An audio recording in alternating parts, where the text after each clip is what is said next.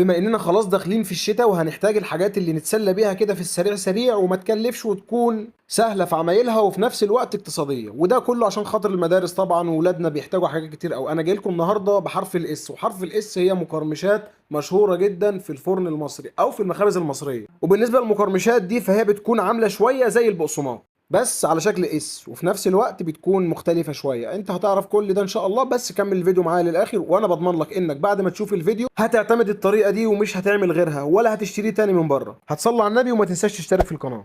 اول حاجة هنعملها هنختبر الخميرة. هنجيب اي حاجة واسعة عندنا وهنبدأ ننزل فيها ب 200 مللي من المية، يعني كوباية مية، وهتنزل بمعلقتين كبار من السكر، عليهم باكت خميرة فورية او 10 جرام زي ما انت شايف قدامك كده بالظبط.